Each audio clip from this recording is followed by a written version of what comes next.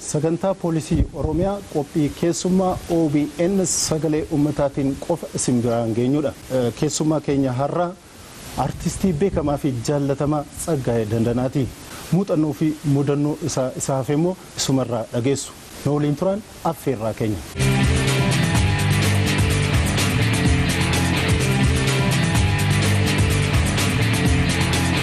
Duraan dursee weellisaa Sayyoo Dandanaa waamicha keenya kabaydee bakka si affeerretti baga nu argamtee gammachuu nutti dhagahames carraa kanaan si ibsuun barbaada. Baga nagaan na eegdan. Mee Sayyoon eessatti dhalatee eessatti guddate? Ani kan dhaladhe lixa Shawaa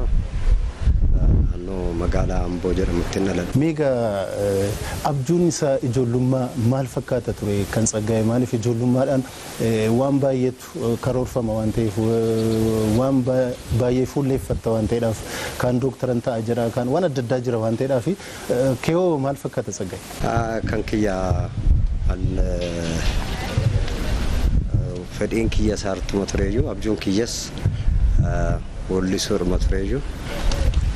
Daa'immarraa kaaseetumaan warri kiyya hoggaan weellisuun afaarsuuf bareeda jedhu na jaju. Hawwiin kiyyas kan hin fedhu sirbuma ture. Keessumaan inni tureera. Sayyoon poolisii tureedha. Kanaaf akkamitti gara artiitti makame yookiin immoo poolisii orkeestiraatti makame Sayyoon? Ani biyya dhaladhee waggaa 14tiin magaalaa Finfinnee dhufe. Magaalaa Finfinnee naannoo Lukaandaa jedhamu obboleessa kiyyatu poolisiidha. Obboleessi kiyya hangafte kiyyu poolisiidha. Dur ajaakarii kan jedhantu jira warra aeropilaanii nageenya aeropilaanii heegan kanatu jiru ajaakarii jedhamu akkas ture. Obboleessi kiyya shaalaqaa ture. Nama beekamaadha. Barnootaaf isa bira dhufe. Kolfee kompireesiif kan jedhamu manni barumsaa takka jira. Achittiin barnoota kiyyas achittiin baradhe. Achi waggaa baanu kolfee kaampii poolisii federaalaatu jira. Achi keessa oolle akka maatii poolisii ta'aniitu achi keessa oolla. Yoo achi keessa dallaa kolfee kana keessa orkeestiraan poolisii Itoophiyaa kun achi keessa jira. Artistoonni bebbeekamoonni achi keessa jijjiirani. Anduraan hoggaan horii tiksuu fi hoggaan xiqqoo beeku waan hin olluu calqabeef fedhii muuziqaa waan hin qabuuf ijoollee achii babba'anii safara oolanis jiru. Dallaa keessaas warra muuziqaa hojjetan hoggaan arguun fedhii akkasii akka hin qabu nama Tasfaayee Abbabee nama jedhamantu jirani. Isaanitti himadhe. Isaan akkasumatti qaxaramuun odoon taane akkasumatti bilisa maatii poolisii jedhamee tan achumatti isaantu odoon qaxaramuun isaantu na guddise achumatti guddin mallee isaantu na guddise.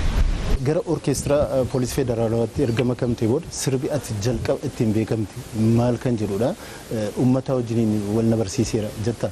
Odoo muuziqaan galiin tekwaandoodhaan galee gaachi kolfee keessatti tekwaandoo galee tekwaandoo calqaba kooriyoota isaas kooriyoota tokko tekwaandoo biyya kana calqaba waggaa fidan fedhiidhaan galmeeffamna turre yeroo sana.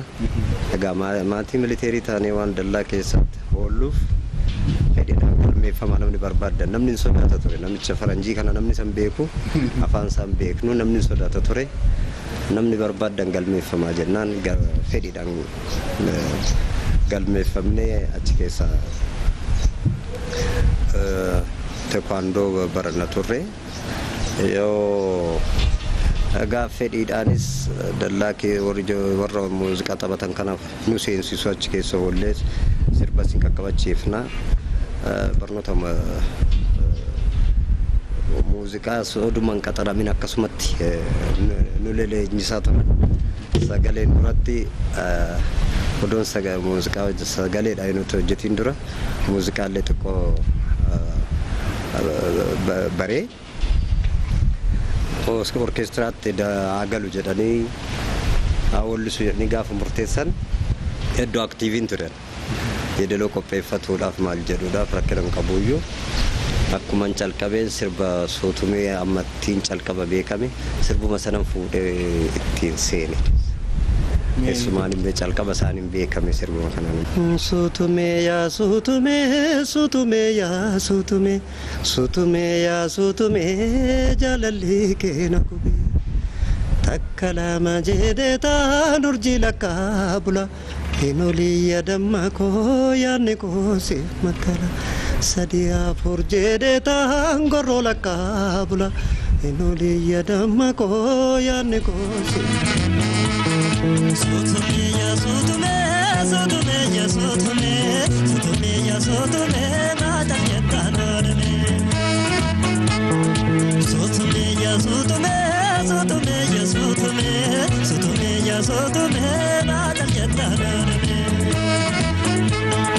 akka lama jedhetaa durjii lakkaa bulaa enoolii jedhama koo yaadni koo se magala sadii afur jedhetaa garoo lakkaa bulaa enooliin koo damma koo abjuun koo se magala.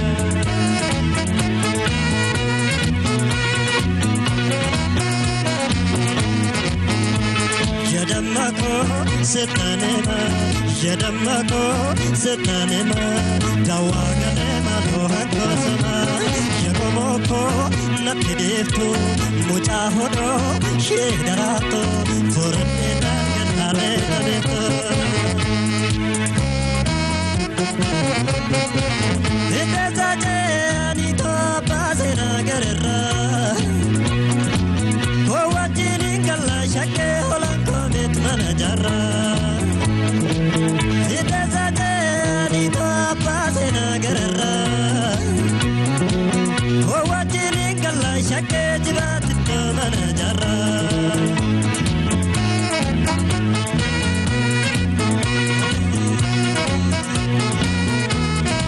Baay'ee gaariidha. Baay'ee namatti tola. Mee sirbi tokko sammuu namaa keessaa utuu hin badin laphee namaa keessaa utuu hin badin yeroo dheeraadhaaf yookiin waggootii dheeraadhaaf akka turu maal haala kamiin hojjetamuu qaba maal fa'i hammachuu qaba jetta. Barnoota irratti kaarikulamii muuziqaa barachuudhaaf wanta kakkaaman jira. Walluu gubbaa irrattii fi walaloo qopheessuu irratti qofa amala namaatu hojjetama. Amala namaa garaagartummaan isaa amala namaa argatuu fi amala namaa otoo hin argatiin namni naannoo sana jiru namni waa'ee jedhanii fi sun otoo amala nama sana hin argin daddafanii amala nama sana otoo hin argin waa barreessan sagalee naannoo wallisanii fi sana kan inni ittiin beeku kan ittiin inni hawwatu odoo akeekkatan kanuma ofii qofa yoo itti geessan ka hojjetaniif uummataa fi walluun kun gara uummataa dhaqa amala namaa dhabuurraan kan ka'e irraa fagaatama amala nama argatuu baannaan aartiin namni nama harkaan fuudhu yeroo walaloo qophaa'us hawaasti daneenyi isaa baay'inaan parsantiin olaanaan maal hojjetaa maal barbaadaa maal jibbaa maal jaalata kan jedhu dursanii xiinxalanii gara walalootti hojii jiran waan namni sun yaadu waan ta'eefu hin fudhata jechuudha. Yoo waan yaaduu fi waan namni artistiin asii dubbatu wal arguu baate dhaqee wal seenuu dideetu achuma itti hiyyuudha ta'a. Amma sabni sun jirutti amala saba sanaa hojjennaan uummata sanaaf hojjennaan amma uummanni sun jirutti amalli uummata sanaa waan jiruuf akaakayyoon darbabbaan jira hilmoon jira ilma akkas jedha jenereeshiniitti darba waan dhufuufu amata 50 waggaa 100 maal jedhu hin jiru amma uummanni jirutti amalli uummata sanaa ilmoo ilmootti waan darbuuf aartiin sunis mataa jechuudha wanti amata tokko kan waggaa 2 waggaa 3 ittiin dhaabbata ka jedhamu amala calqabu marraayyuu amala nama sanaa argatuu baatanii amala ofii yoo ta'e xiqqaatee tafa amala uummataa yoo jedhame uummatiin bal'ataa jechuudha namni amala isaa keessatti of arguu baannaan aartii keessatti daawwitii ka jedhamuuf kanaaf keessatti of arguu baannaan walluu sana keessatti walaloo sana keessatti uummanni sun keessatti ofin argutaanan isaawumaa miti. Calleedheetuma asuma irra keessa dhaggeeffatee dhiisaa kan bubbuluu danda'uuf amala akkasii yoo guuttatanidha. Kanaafuu namni egaa aartii qopheessuuf ofiif otoo hin taane fedhii ofii otoo hin taane kan ofiitti dhaga'ame seenaa ofii otoo hin taane seenaa uummataa achii fuudhanii ogummaatti godhanii babbareechanii isumatti deebisuudha. Akkasoo ta'e amma uummanni sun jirutti hin jiraata jechuudha.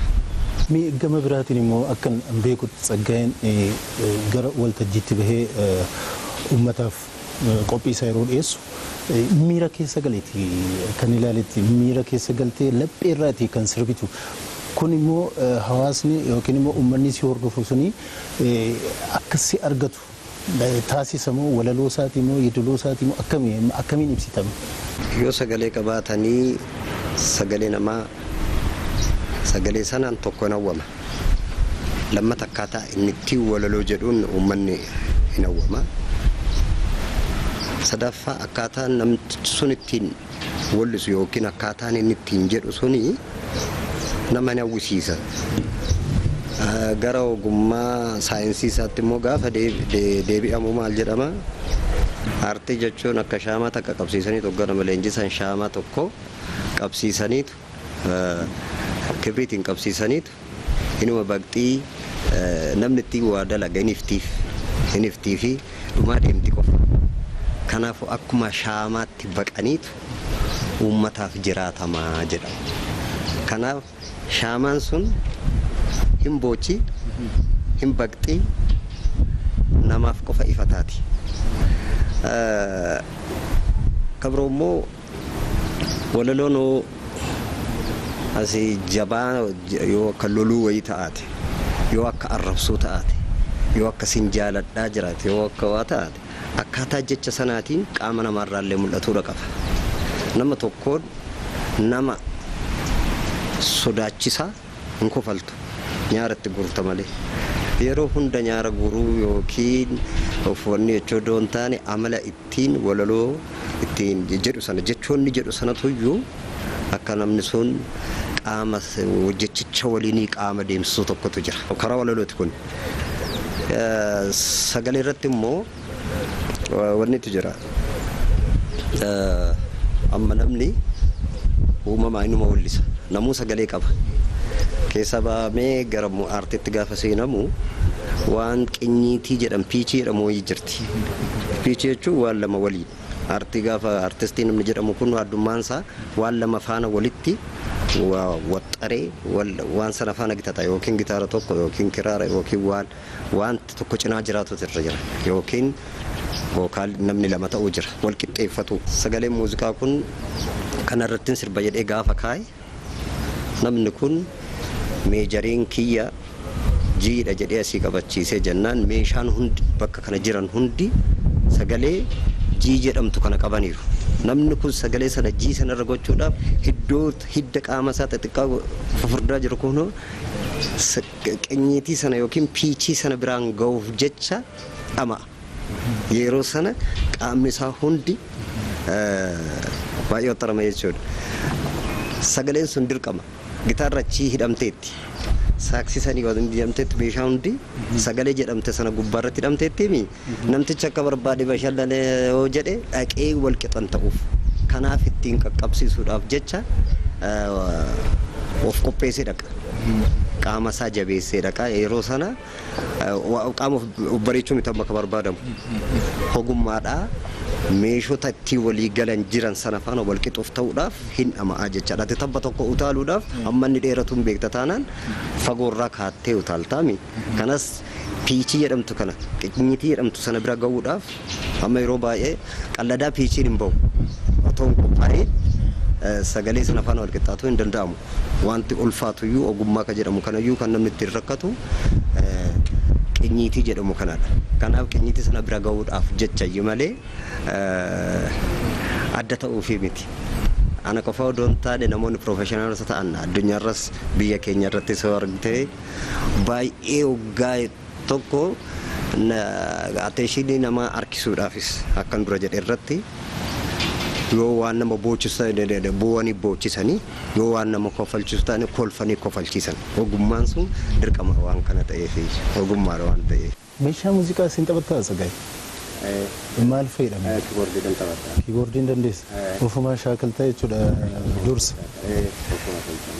Mee amma immoo hordoftoonni sagantaa keenya nu eegu waan ta'eedhaaf an sirba uummata keessatti fudhatama argate keessa waloloo ishee lamaan tokkoon sin jedha achiin booda immoo ati sagaleedhaan uummata keenyaan bira geessa yookiin hordoftoota keenyaan bira geessa jechuudha. Oromoon dhibba baasee qajeelchee gara horaatti ayyoolee ayyoo koo yaayilee koo annannaa kenni qabeetti. Sakari moo sitti kenna? Horaa warri horii beektanii jedheen deema si heebbiseetii jedhee gahaannan sana kennanii booda horaa warri horii beektan aannan naa kenniteemi ayyoo koo yaayilee koo aannan naa kenni qabeetti horaa warri horii beektan jedheen deema si heebbiseetii jedha. Sagaleedhaan. Oromoon horii bobbaasee qajeelchee gara horaatti ayyoo koo yaayilee koo aannan naa kenni qabeetti horaa warri horii beektanii jedheen deema si heebbiseetii Oromoon horii bobbaasee yaa magaal kiyyaa yaa booqee kiyyaa yaa burree kiyyaa kottu bookkisaa galgalli ga'ee jabbiin marrattee qalbiin kiyyallee aannannaan jette. Bobbaasee qajeelchee gara horaatti ayyoo koo yaayilee koo annannaa kenni qabeetti horaa warri horii beektanii jedheen deema si heebbiseeti. Oromoon horii bobbaasee qajeelchee gara horaatti ayyoo koo yaayilee koo annannaa kenni qabeetti horaa warri horii beektanii jedheen deema si heebbiseeti.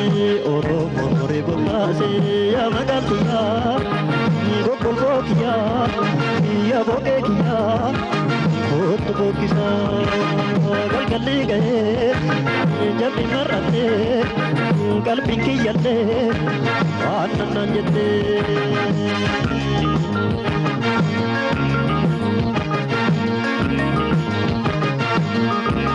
Abbaa golba abbaa kumsaa gateetti midhaan sangoota goona yaasaa geesseen marga neechisa obsaan saakoo hadii muchi kaarfanaannaani horamee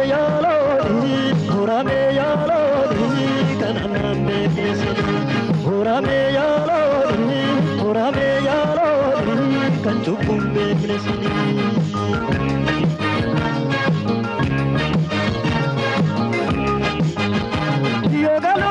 Sani dalti dura deemti amma jabbii jaagartuutti marra caafuna olseen yoo burraattu jabboonni keenya hogii karra geendura way garaanaa boora haali lennaa jollummaa har'aa boora gabbadhaa yalooni dheedhaa furdadhaa yalooni kan simbee kutuu yalooni sinora horaa yalooni barrillee baraa dabarse cirrachi marga amma garsee buddena buddee jetteloon Tsaggaayeen hojii baay'ee hojjetee jira. Hojii hojjete kanaanis uummata biratti fudhatama argatee jira. Jaallatamaas ta'uu danda'ee jira. Yeroo rakkoon isa mudates uummanni si cinaa hiriiree jechuudha. Rakkoo keef hirmaatee jira waan ta'eedhaaf mee uummata kanaan uummata si jaallatu kanaan maal jetta Tsaggaayeen? Gaaffii ba'ee sana gaafatte takle baay'ee gaaffii kee irratti gaaffinan barbaaduu fi jaaladhu nette artiitti gaafa dhufnu gara caalu rakkina uummataa irratti sirbi kiyya baay'inni isaa jireenya hawaasaa rakkina hawaasaa irratti hundeeffata. Kanaaf na fakkaata kan namni bakka jaalala naa kennuuf danda'e. Anamma dandeettiin hojjetaa ture namni ammanayyuu ka jaalala naa qabuu fi kabaja naa qabu kan hin beeke amma waggaa lamaan darbee akka dhukkubee tureyyuu uummanni hedduu akka ilmoo ofiitti baay'ee naa gaddeena waliin ni jedhee uummata hojjetuun gaafa rakkoo wayii namarra qaqqabe uummanni akka nama gaachana ta'e gaafa rakkoo beekama. Ani bagan rakkoo uummataa dubbadhe kan hin jedhu gaafan ofii rakkadhe hin beeke. Nama gaaffii akkana na gaafattu hedduu miira addaatu natti dhaga'ama dhugaa saqlee. Kan akka ittiin jechaattiin uummata galateeffatuun yoon galateeffatuu baadhees uummanni uummatuma. Kanaaf an uummata dhugaa jedhamu anaaf guddaadha. Kan hojjennuufis uummata. Oguu wallifnu nuti kaanee gadi jennee maal jenneetu isteejitti baana. Naamusa mataasaas qaba. Kana irratti illee injina. Amma immoo gaaffiif deebii irratti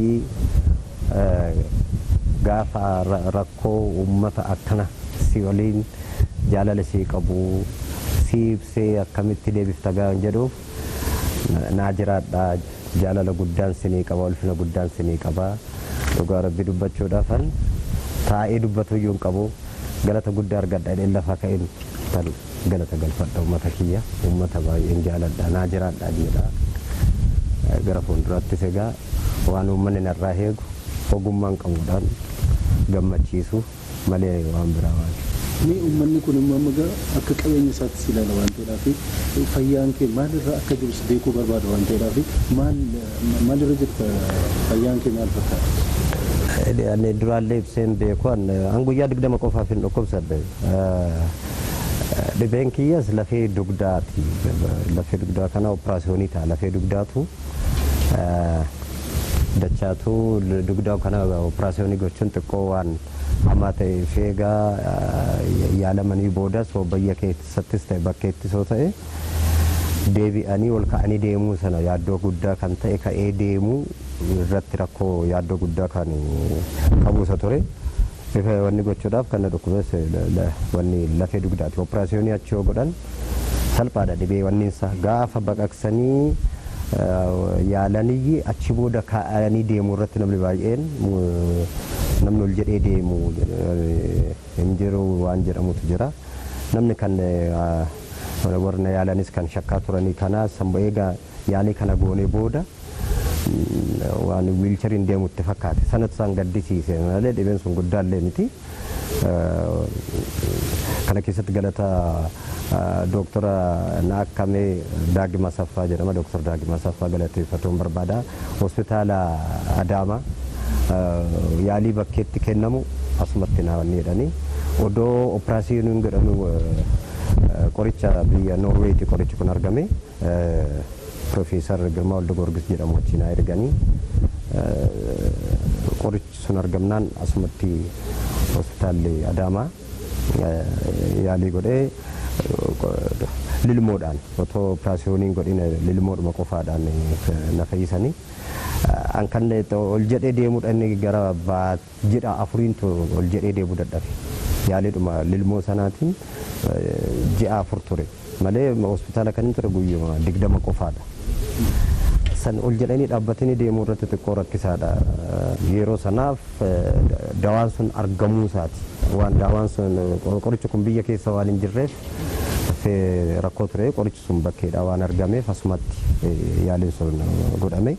Baasiinsa as biyya keessatti waan yaalamuu hin turreyyuu qorichi sun otoo argamuu baatee bakkee Beeljem deemeen akkamama tureyyuu baasiin achitti bahu guddaadha. Maallaqa guddaa waan barbaachisuuf sadarkaa tokkoffaa mootummaan naannoo Oromiyaas na akkamsiisuudhaaf qophaa'aadha ture. Koominitiin bakkee jirus qophaa'aadha ture.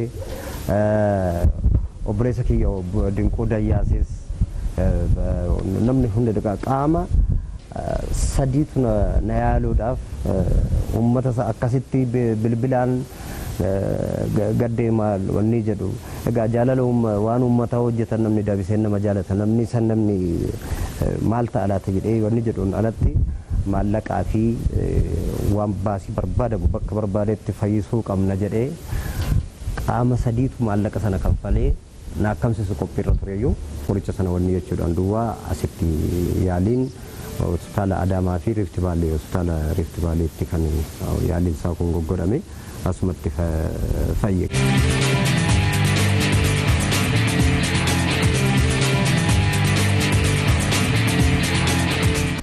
Kabajamtoota hordoftoota sagantaa poolisii Oromiyaa keessummaa keenya artiist Sayyoo Dandanaatii waliin turtii goone asirratti hin golamne kutaa lammaffaasaa torban qabannee dhiyaannaa qophiilee hafan OBN waliin turtii gaarii.